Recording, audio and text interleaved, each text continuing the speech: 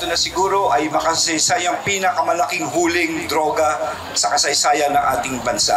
Itinuturing ng Department of Interior and Local Government o DILG na pinakamalaking huli itong drogang nasabat sa isang van na nasita sa PNP checkpoint sa barangay Pinagkurusan, Alitagtag, Batangas kaninang alas 8 ng umaga. Ayon kay DILG Secretary Benjamin Abalos Jr., tinatayang nasa 2 tonelada ang nasamsam na methamphetamine hydrochloride o shabu at tinatayang may halagang aabot sa 14 billion pesos.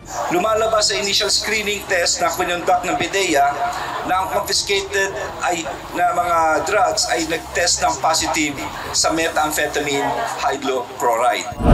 Dahil sa matagumpay na pagkakasabat ng mga iligal na droga, binigyan naman ni DILG Secretary Abalos ng spot promotion ang team leader na nanguna sa operasyon.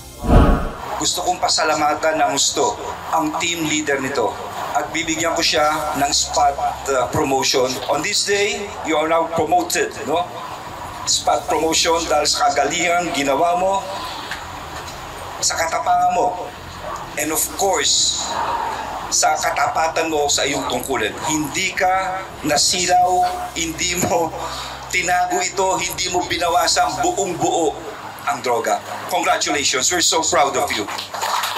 Mula sa pagiging police captain ay na-promote bilang police major ang team leader na si Luis De Luna. Pansamantala ay wala munang ibinigay na detalye ang DILG at ang Philippine National Police kung saan ito galing at kung saan ito dadalhin. Ngunit tiniyak naman ng kalihim na maayos ang magiging inventory at inaasahan din na mabilis itong sisirain. For me, what is important right now ay ma-inventaryo kagad ito, idaan sa tamang proseso at immediately i-destroy kagad ito, sirain kagad ito, sunugin o ano kaagad. Ito po ang tinatawag natin na focus talaga. Focus po dun sa paghuli ng drugs.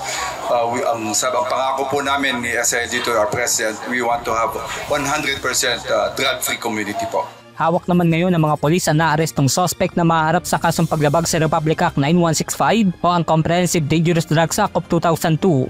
Benedict Samson, UNTV News and Rescue. Diyos ang aming sandigan, serbisyo publiko ang aming pinahahalagahan.